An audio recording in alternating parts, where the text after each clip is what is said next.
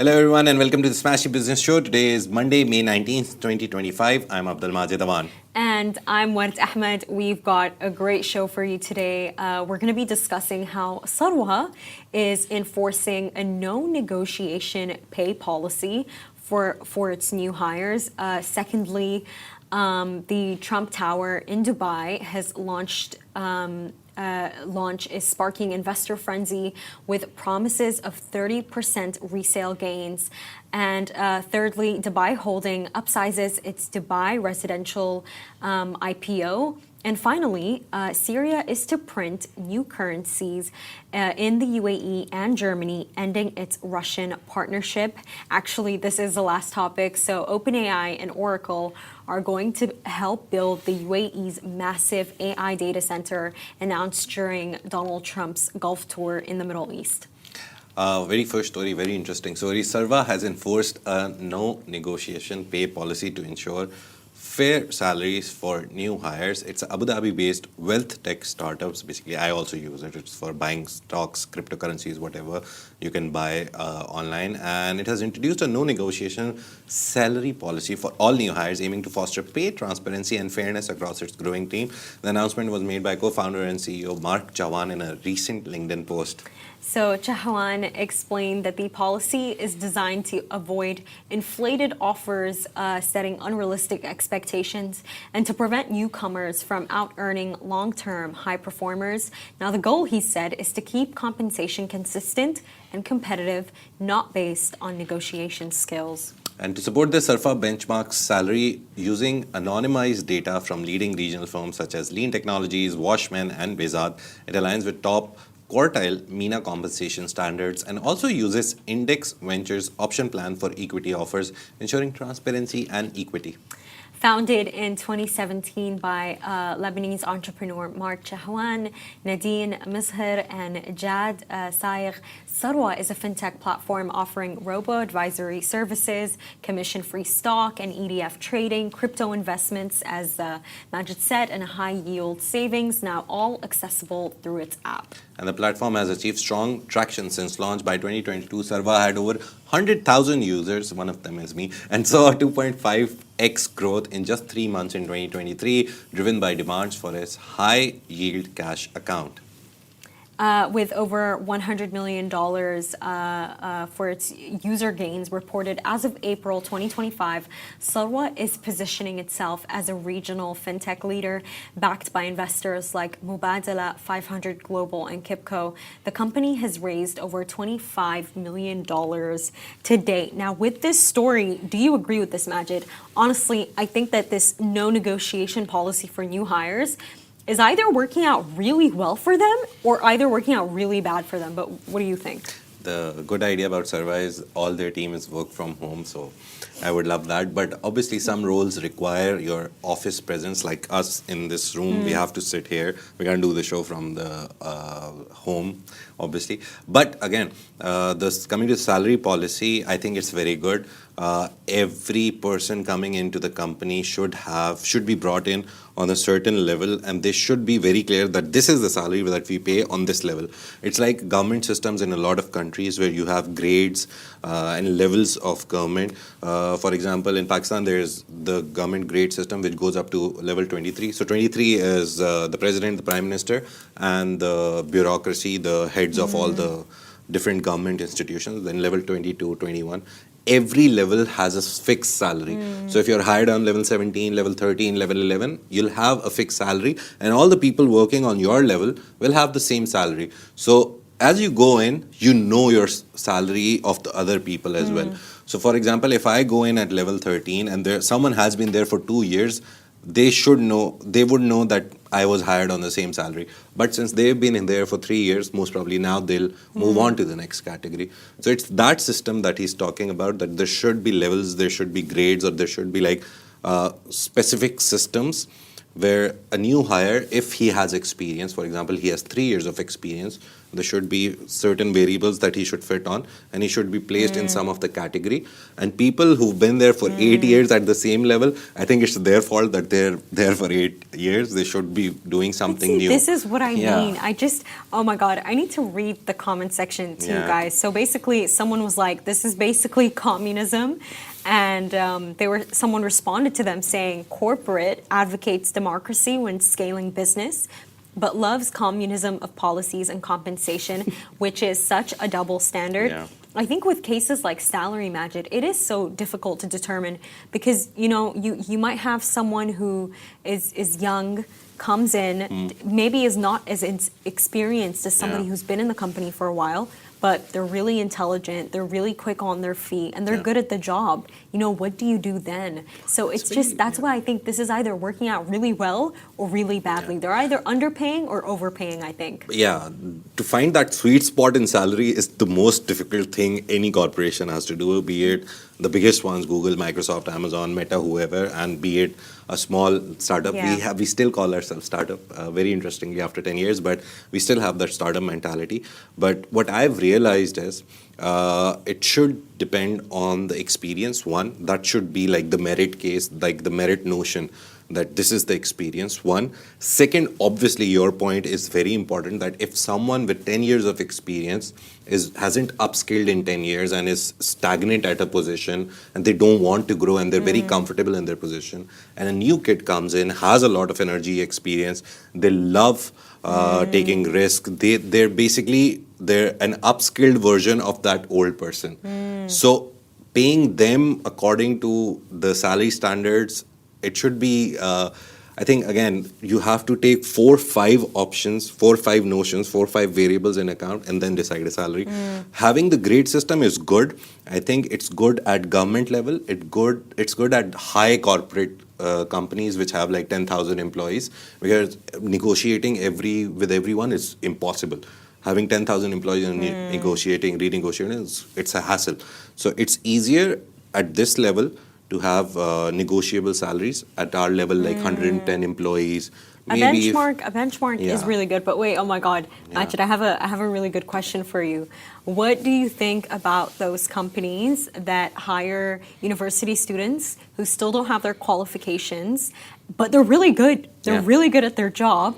And so they decide, okay, because this person has not graduated, we'll never actually put them on a full-time contract. We'll keep using and abusing and giving them low pay. Do you think that's fair? It's unfair from both sides. I remember the first internship I did, I went to a guy the first internship was in content development and product development. So I went, my supervisor was a guy who had 20 years of experience. And I remember very clearly my second or third day, he didn't talk to me for the first 2 days. He was like, yeah, sit here, this is the computer, read this Excel file. I was like, okay. Third day, he came to me and he started talking to me. I think he got the time. And he gave me a very good suggestion. He came to me, he was like, what do you plan to do after this? It was like, what's your plan for the 5-year, 10-year problem? I was like, I don't think I'll be working, I'll finish my degree. He's like, very good.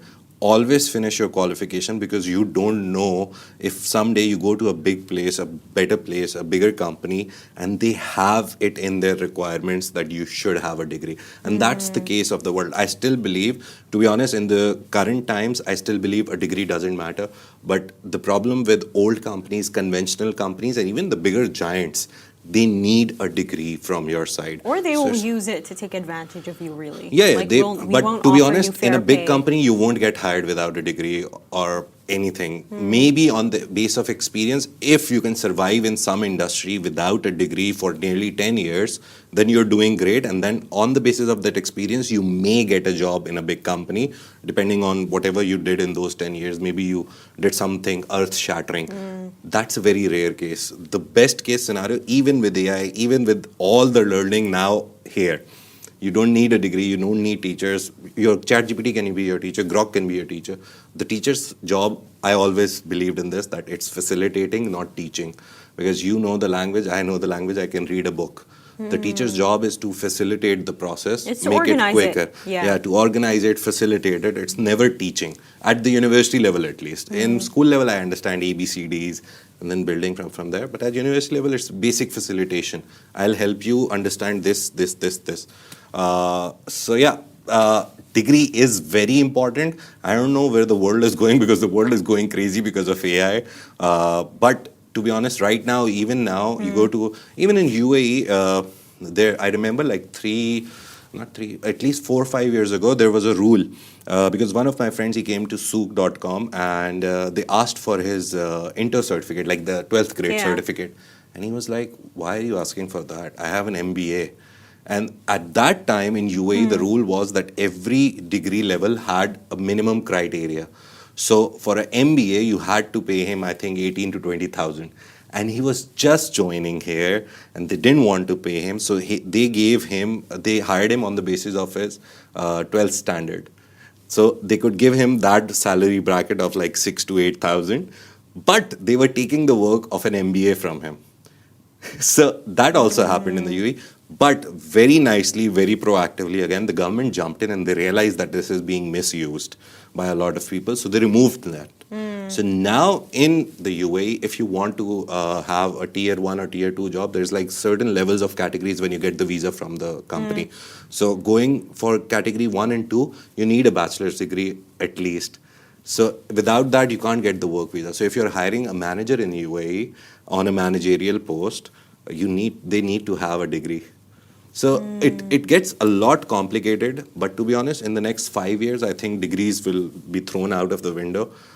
Experience, skills, these things will start to matter a lot more than just a piece of paper which has your name written on it and date and helps you throw the cap in the air and enjoy life. I think, with degrees, Majid, even like employers are aware that a degree will not necessarily guarantee if someone is a great employee. Yeah. It won't guarantee it, but this piece of paper is so important for all of us to have, so you don't get taken advantage of, so that you can argue your rights, you can haggle. There are some people who are kind enough to see your worth and see how good you are and say, you know what, despite no degree here, we'll hire you. But not everyone is like that. Yeah, it is a very rare case. And for our second topic today, as you all know, Trump is always trumping across the Middle East. And investor interest right now in the Trump Tower Dubai is surging, with early sales seen as a strong indicator of market confidence. Now, the 80-story branded skyscraper on Sheikh Zayed Road is being pitched as a high-end, high-return investment. And according to estate agents, resale potential is estimated at up to 30%. Yeah, so you buy it for $1 million and you can sell it for 1.3 million. That's what they're preaching right now. And one of the person who's preaching this is Springfield Properties CEO Farooq Sayed. He talked to Gulf News and he said that all indicators point to healthy early absorption and a wider alignment with Dubai's growing appetite for premium branded residences. The project includes one of the world's highest outdoor pools and exclusive access to the Trump Membership Club, offering perks across Trump Towers globally. While the Trump Tower in Abu Dhabi has yet to be unveiled, developers Dar Global are charging ahead with Dubai and Jeddah projects gaining global attention during President Trump's recent Gulf visit, which industry insiders say acted as a mega spotlight for both towers. And located at the entrance of downtown Dubai, Trump Tower's starting price begins at 3.8 million dirhams for 2 bedrooms and 6.3 million dirhams for 3 bedrooms. Prime units climb as high as 8.7 million dirhams, reflecting top-tier layouts and views in Dubai's ultra-prime property segment. Downtown Dubai continues to post record-breaking deals, with the Lana Residences penthouse recently selling for 139 million dirhams. Now, these numbers affirm the area's appeal for ultra-high net worth individuals seeking both lifestyle and capital appreciation. Meanwhile, Sheikh Zayed Road is booming with projects like Shobha Central and Burj Azizi. They're supposed to be the second or third highest after Burj Khalifa. Analysts say Dubai Marina, JLT and surrounding corridors remain resilient, posting rental yields between 7 to 10%. As for Trump Tower Dubai, completion is expected by 2031. Indeed. I think with the Trump Tower, Dubai, we've been hearing about it for the longest time ever. What's really interesting about it is, guys, like we've known this news for a while now. They announced it last year, and somehow through some great PR work, by the way, it seems like a completely new announcement that Trump Tower is coming to Dubai. But as I said, this is really trumping across the region. He's going everywhere. Everyone was expecting maybe there was a very small chance that he will come, and he came to Abu Dhabi, stayed in Abu Dhabi, left from Abu Dhabi. Everyone was like, maybe he will announce something there, but he didn't. So right now it's in Dubai. Most probably in the future, once they see the demand for Dubai Trump Tower, they will most probably expand here and there. And I think with the wind coming to Ras Al Khaimah, anything is possible right now in that region as well, the Northern Emirates as well. Those have become, every day you see some property company, some consultant group talking about Ras Al Khaimah property prices, Sharjah, even Ajman, 20-30% rise in property prices and rental yields has come out. So it's really interesting how the Northern Emirates are also contributing. And the Southern Emirate, Abu Dhabi, it has Disneyland now. So I think Dubai is really at the brink, what's happening? Why do they have everything that we don't? They have this fair coming, have Disneyland coming. So I think Trump will most probably someday maybe come and be like, Trump Tower Abu Dhabi, I want that. Talking about property, very interesting news, a little complicated, so we'll simplify it for you. Dubai Holding has announced an increase in the size of the initial public offering, the IPO, of Dubai Residential REIT from 1.625 billion to 1.95 billion units, representing 15% of the REIT's issued capital, up from 12.5%. This decision follows strong interest and oversubscription across both institutional and retail tranches. Now, the institutional offering, or second tranche, has been increased to 1.787 billion units, while the UAE retail offering, or first tranche, remains unchanged at 162.5 million units. Now, the price range is maintained between 1.07 dirhams and 1.10 dirhams per unit, valuing the total offering between 2.087 billion and 2.145 billion, or up to dirhams, or up to $584 million. The final offer price will be set through a book building process and announced on May 21, with trading of units expected to begin on the Dubai Financial Market (DFM) around May 28. Upon listing, Dubai Holding will retain an 85% stake through its subsidiary DHAM Dham Investments. Each retail subscriber will be guaranteed a minimum allocation of 2,000 units. Subject to availability, the REIT plans to pay semi-annual dividends starting September 2025, with a yield ranging from 7.7% to 7.9% based on the offer price range. Xcube LLC has been appointed as price stabilization manager, and several leading institutions, including Citigroup, Emirates NBD, and Morgan Stanley, are acting as joint global coordinators and book runners. The offering closes on May 20th, and investors able to subscribe through multiple receiving banks, including Emirates NBD, FAB, ADCB, and others.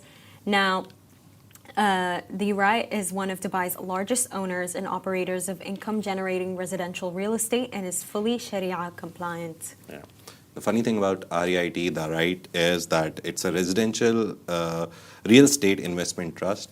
Everyone, to be honest, is confused that why aren't we getting shares of Dubai Holding, the company, or why aren't we getting the shares of the residential part of that. REIT is usually developed in the world when you have a residential or commercial building projects, and you get shares in that. So whatever earnings those buildings make eventually come as dividends. So it's a very nice, to be honest, I think in my last 2-3 years I've seen, it's one of the only REITs that I've seen in Dubai specifically, and in the region also. The investment is very similar to kind of like investment in the share things that are very common nowadays. Pripco is doing it, I think. It's Amira Sajwani startup. So really? You don't, Can you say its name again? Pripco, P-R-Y-P-Co. Yeah. Okay, So that's the thing really is cool. that you don't need to buy the whole apartment.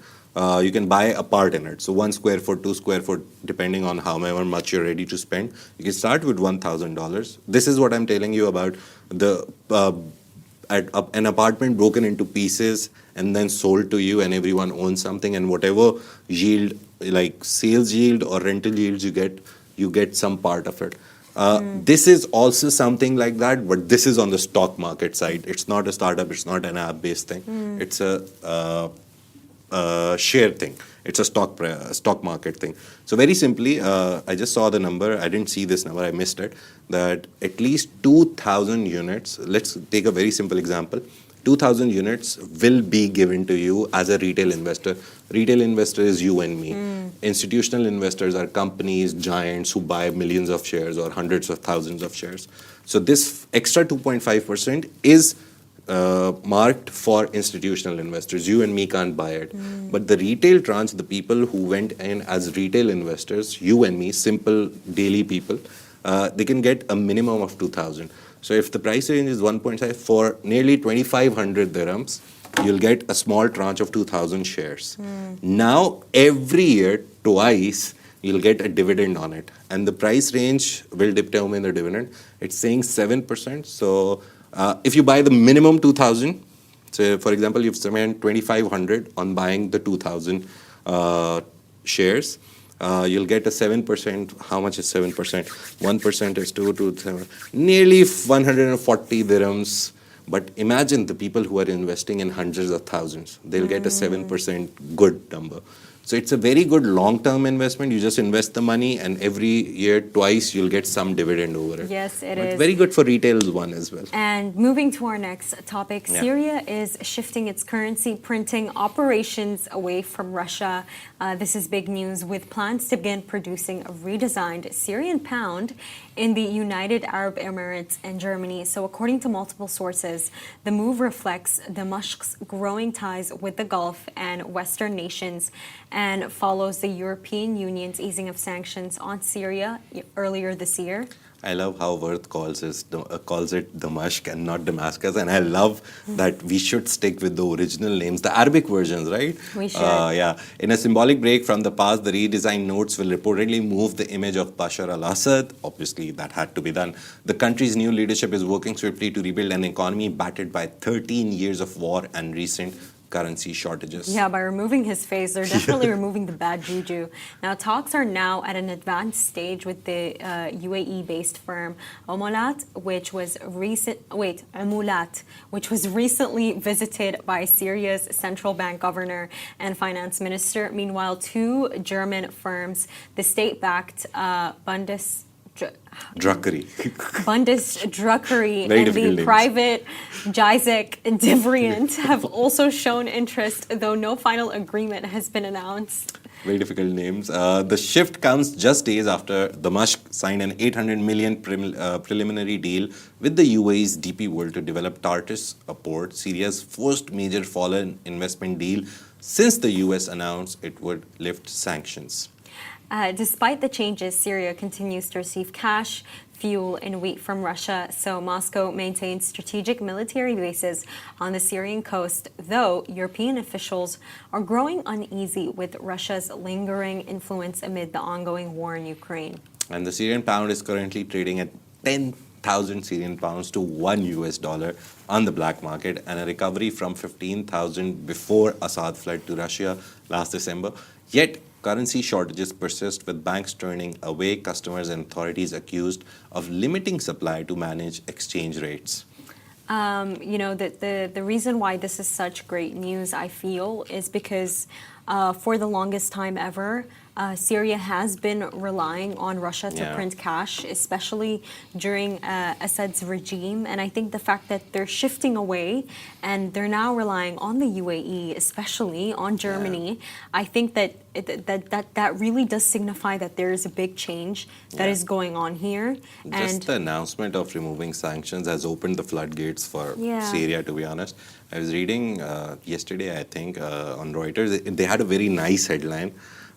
Syria, for the first time in 13 or 14 years, is debt-free because Saudi and Qatar paid the 15 million. I was like, Nice. That's the news that you want to come out of these battle enraged and all these areas Yeah. like Lebanon, Syria, Yemen, even to be honest, all these areas.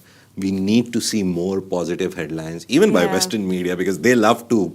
They're like, oh, this is wrong, this is wrong. But finally, I saw one headline and I was like, okay, hope is there. There The recovery is. process is there. And I also saw something that reportedly Syrian banks have received their SWIFT codes. Yeah. So, see, any bank that opens has a SWIFT code. The thing is, they were shut down. So they'll be reactivated finally, which helps in transferring money from Syria to other countries and from other countries to Syria. So very nice recovery. To be honest, we should give credit and we should thank Donald Trump that, and also we should thank Saudi Arabia because the 600 yeah, not billion. Donald Trump. To be honest, he said yes to it. Of course, but did you hear the credit, speech, but Majid? The things that I would do for you, Salman. So that's the thing he did for Crown Prince of Saudi Arabia, Mohammed bin Salman. He lifted the sanctions on Syria. The funny thing is, like 1 month ago, when Europe lifted some of the sanctions, we did talk about it. And the point was that Europe is trying to win Syria's favor. And they're lifting some sanctions. They didn't lift the sanctions on military equipment. So you can't still export military equipment, planes, wars, guns, anything from Europe to Syria, but everything else they have started easing the sanctions. Germany led the financing; they gave $200 million nearly. A lot of countries, France, Macron met with Ahmed al-Shara. So they, to be honest, right now Syria is like a gold mine, and this guy Ahmed al-Shara sits on it. And everyone now, since they've seen that people have accepted We'll see him, if he sits on it forever. yeah, the problem is like now everyone is hawking in. They want their share out of all the things that are there, the oil, the gas, everything. To be honest, real estate even, because if Syria stabilizes, it's such a beautiful country. All the Middle Eastern countries have this cultural and historical sites which can be easily turned into like And you know what it gold also mines is of tourism. with Syria, Majid, is that you have the Gulf, and right Yeah. above the Gulf, you go there, you have Yeah. Syria, and then what's right beside Syria? It's Iraq, Yeah. it's Iran. If anything, these Gulf nations, all of these nations, know they need to stand with Syria because Syria is actually the border that is Yeah. standing between Iraq and Iran. Yeah. Between them and the Gulf. Yeah. So so having good ties with Syria. It's like an entry to that extremely- part of the world, right? It's extremely Yeah. important. I feel even in like protection sense, it's Yeah. important to have good ties with Syria. Their location, the placement, it really is perfect. And Last story, I think. Let's do it quickly because it's a small story, but we have a lot of details. So UAE, we all know Trump on his last leg was in UAE. So OpenAI, the makers of ChatGPT, and everyone knows Sam Altman, is planning to help develop one of the world's largest data center campuses. That's the most important part in this story in the UAE. And the facility will be based in Abu Dhabi and could eventually span 10 square miles and deliver 5 gigawatts of power equivalent to 5 nuclear reactors. Just before word tells her part, I think we did this story. We discussed it that We did. NVIDIA. Yes, we This story is mainly that OpenAI will be the biggest tenant there. So the factory thing we announced, but OpenAI is helping by becoming the first and the biggest tenant there. that So is that's really interesting, interesting. right? And Yeah. also, by the way, it's being led by G42, the famous Abu Dhabi AI firm that's chaired by His Highness Sheikh Yeah. Tahnoon. And sources say OpenAI, as Majid said, is expected to be the main tenant. Yeah. Apparently, Oracle is also involved. Yeah. And the mega campus is part of OpenAI's Stargate initiative. So it's so complicated to understand these people because they said Stargate project is going to be in the US in multiple states, the $500 billion project, because as soon as I remember. Apparently, Sam Altman is struggling to get funding by the way for it. So as soon as Trump came, I remember it was like the third or fourth day, he was standing on a podium with three giants, Masayoshi Son, Oracle's, what's his name? Larry Fink is coming to my mind, but Oracle's head, and then Sam Altman. All three were standing there. Elon Musk wasn't there, funnily. And then he announced that there's a $500 billion Stargate project, which will eventually work over 4 years. The money will Which come through. MGX in Abu Dhabi is backing. Yeah, they're the investment partner, to be honest. And they have the money. Actually, they're giving the money to them. But so the idea was Target will be in US in different states. Now they're saying that Abu Dhabi one will also be a part of the Target project. So this is how quickly they changed their things that, it's going to be US jobs. Randomly shifted, made the Abu Dhabi thing part of it as well. So, yeah. I mean, they have to match it because it's like, if you notice, honestly, with all of these like Western companies, every single time they're losing money in their region, they come here. They come here and they have to come here. Yeah.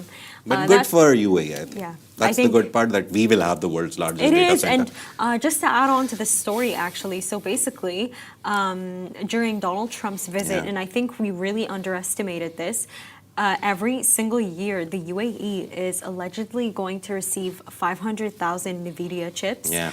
And, you know, if you guys actually know for how long the UAE has been fighting for this, to receive access to those NVIDIA chips that could possibly change the entire AI world in the Middle East, in the UAE, they've been fighting for this for a while. All those visits to Washington that the officials have taken, all those projects with Microsoft, G42, they were all a step towards finally easing the sanctions on the chips and accessing them. So it's great to see that success. And that's a wrap for today, everyone. Thank you for tuning into the Smashy Business Show. Make sure to follow us across all social media channels at Smashy Business and stay ahead with our daily newsletter. You'll find the subscription link in the description. This has been a Smashy Business Show, a Smashy Business production, part of the Augustus Media Podcast Network. A big shout out to our 1.6 million monthly listeners. I am not getting an update. I will find an update today on how many million monthly listeners we have. The producer is laughing in the background. Thank you so much. If you're one of them and if you're making this possible for us, we appreciate you. Take care. We'll see you tomorrow.